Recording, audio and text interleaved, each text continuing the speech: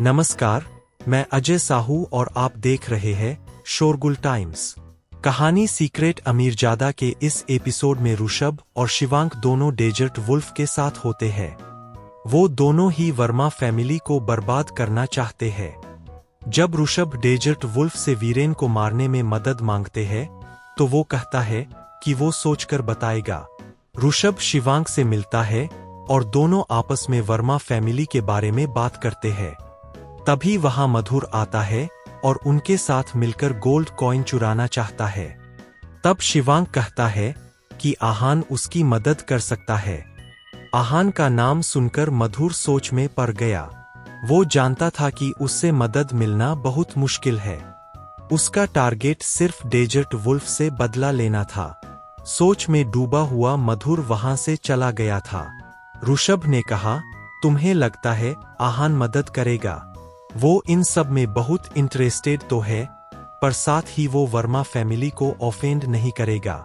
ये सुनकर शिवांक ने कहा, आहान काम तभी करेगा जब उसका भी फायदा होगा। ऋषभ ने पूछा, तुम्हारे कहने का मतलब क्या है? शिवांक ने कहा, वो डेजर्ट वुल्फ के साथ डील करना चाहता है। वर्मा फैमिली ने अभी तक डेजर्ट वुल्फ के साथ खुलकर वॉर डिक्लेयर नहीं किया है। अगर ऐसा हो गया तो चीजें बहुत अलग होंगी और शुरू से ही आहान का प्लान डेजर्ट वुल्फ और वर्मा फैमिली को एक दूसरे के अगेंस्ट करना था। शिवांक ये सारी बातें मधुर के सामने नहीं बोलना चाहता था, इसलिए वो उसके वहां से जाने का इंतजार कर रहा था। मधुर को वहां से जाते देख ऋषभ ने पूछा, हमें इस लड़के से डील करने की कोई जरूरत नहीं है। वैसे तो उसके पास कोई सबूत नहीं है, पर अगर ये वर्मा फैमिली के पास हमारा धोखा बताने चला गया तो? शिवांक ने कुछ सोचा और कहा, वो ऐसा कुछ नहीं करेगा। वो बस वर्मा फैमिली को बर्बाद होते हुए देखना चाहता है, इसलिए वो उनके फायदे की कोई बात नहीं करेगा। ऋषभ इस वक्त बस शिवांक की बातों पर यकीन कर सकता था। जब ये सब हो रहा था तब आहान भी बहुत बिजी था। वो लगातार लोगों से मिल रहा था और मीटिंग्स कर रहा था। वो जानता था कि सिचुएशन कितनी क्रिटिकल हो चुकी थी।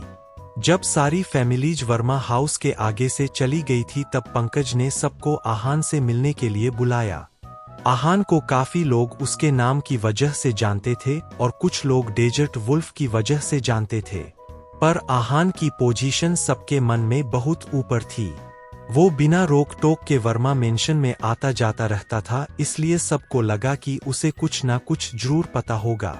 जब वो मीटिंग रूम में आया तब सब उसे बहुत रिस्पेक्टफुली ग्रीट कर रहे थे। सब सच जानने के लिए बहुत एक्साइटेड थे।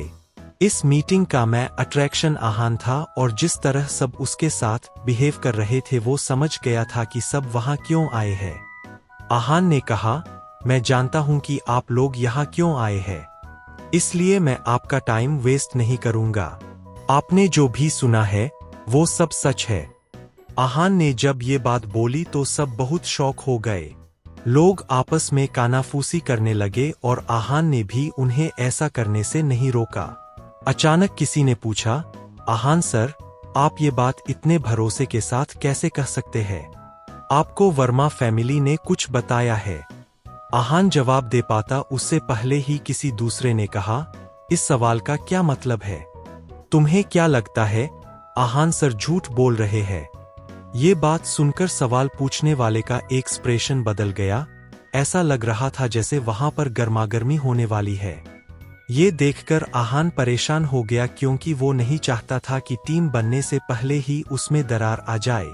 उसने बात को संभालने के लिए कहा, इस सवाल में कुछ गलत नहीं है। अभी हम एक दूसरे को जानते ही कितना है। ऐसे में ये सवाल आना बहुत नॉर्मल बात है। उल्टा मैं तो खुश हूं कि मेरे साथ ऐसे लोग हैं जो सवाल पूछने की हिम्मत रखते हैं। ये सुनकर वो दोनों ही शांत हो गए और आहान के जवाब का इंतजार करने लगे। आहान ने कहा, वर्मा फैमिली ने मुझे कुछ नहीं बताया, बल्कि ये मैंने खुद देखा था। डेजर्ट वुल्फ के आदमी ग्रैंड मास्टर प्रभात के वहां होने के बावजूद वो गोल्ड कॉइन ले गए।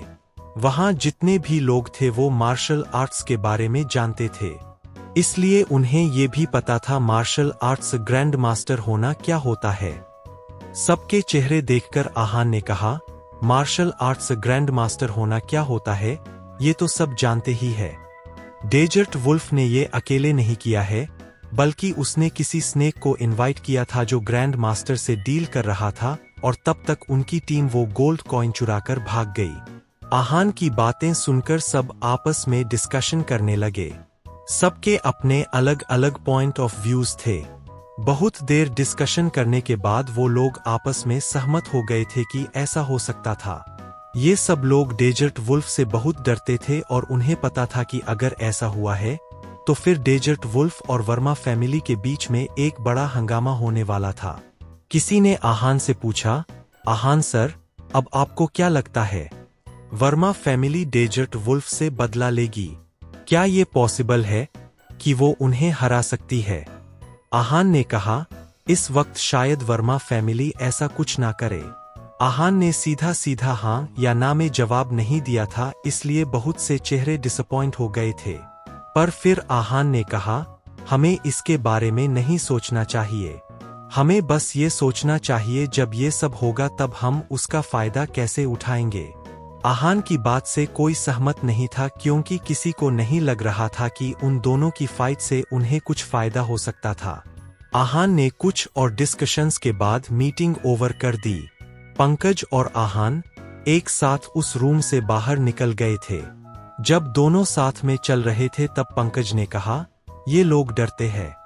ये लोग एक साथ आकर डेजर्ट वुल्फ से बदला तो लेना चाहते हैं, पर इनमें इतनी हिम्मत नहीं है। आहान ने कहा, मुझे इन लोगों से कभी उम्मीद थी ही नहीं। अगर हमें डेजर्ट वुल्फ से डील करना है तो फिर वर्मा फैमिली का हमारे साथ होना बहुत जरूरी है। उनकी मदद के बिना हम कुछ नहीं कर पाएंगे। पंकज भी आहान की बात से सहमत था। चलते हुए उन्होंने देखा कि एक ग्रुप किसी को बुली कर रहा था। दोनों ने ध्यान नहीं दिया और बस चल रहे थे। जब आहान उनके पास पहुंचा तो उसने झांककर देखा तो कुछ यंग लड़के एक 14 से 15 साल के लड़के को बुली कर रहे थे। उसके होठों से खून निकल रहा था, उसके चेहरे का रंग सफेद पड़ चुका था। ऐसा लग रहा था जैसे उन लोगों ने उस लड़के को बहुत मारा था। उनमें से एक लड़के ने कहा, तू पैसे क्यों नहीं लाया? बोला था न कि आज पैसे देने हैं। इतनी मार काफी है या फिर और खाएगा? वो लड़का रोने लगा और उसने हाथ जोड़कर कहा, यथार्थ सर, मुझे माफ कर दो। मेरे पास अभी पैसे नहीं है। आप मुझे 2 दिन का टाइम दो। मेरी दीदी की सैलरी आ जाएगी तब आपको आपके पैसे लौटा दूंगा। यथार्थ को गुस्सा आ गया। उसने कहा, मैं पहले ही बहुत दिन दे चुका हूं, फिर भी तुझे 2 दिन और चाहिए। इतना बोलने के बाद वो उस लड़के को थप्पड़ मारने ही वाला था, पर उस लड़के ने अपने आप को बचा लिया। ये देखकर उसे और गुस्सा आया और उसने कहा, तेरी इतनी हिम्मत कि मेरे थप्पड़ से बचने की कोशिश कर रहा है। जिंदा रहना है या नहीं? उस लड़के ने यथार्थ के पैर पकड़ते हुए कहा, सर, बस 2 दिन और। 2 दिन में मैं आपके सारे पैसे लौटा दूंगा। बस मेरी दीदी की सैलरी आ जाए। ये सब देखकर आहान को बहुत बुरा लग रहा था। उसे उस लड़के पर बहुत दया आ रही थी। ये देखकर पंकज ने आहान से कहा, तुम इसकी मदद करना चाहते हो? आहान ने कुछ सोचा और फिर उन लोगों के पास आकर कहा, इस लड़के को जाने दो, तुम्हारे पैसे मैं भर दूंगा। यथार्थ और उसके आदमी आहान को देखने लगे।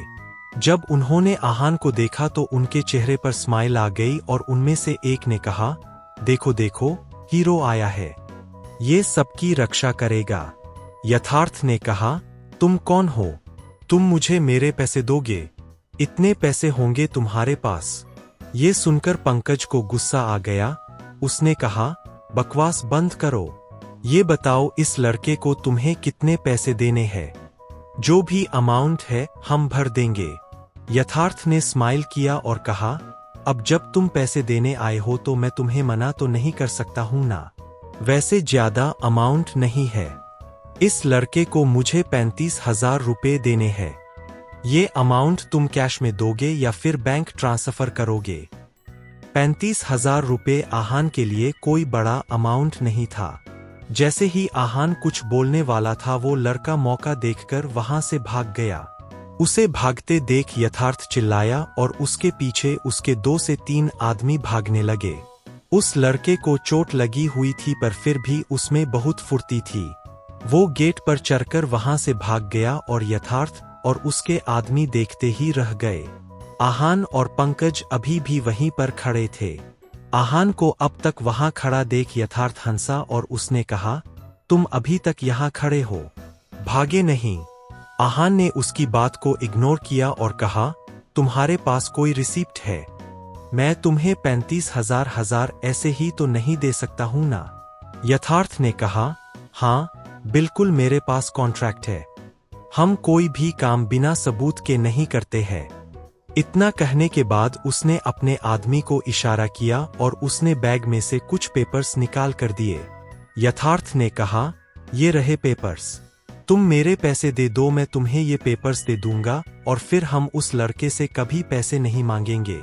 आहान ने जैसे ही वो पेपर्स लेने के लिए हाथ आगे बढ़ाया, यथार्थ ने अपना हाथ पीछे कर लिया और कहा, एक हाथ से पैसे दो और दूसरे से ये पेपर्स ले लो।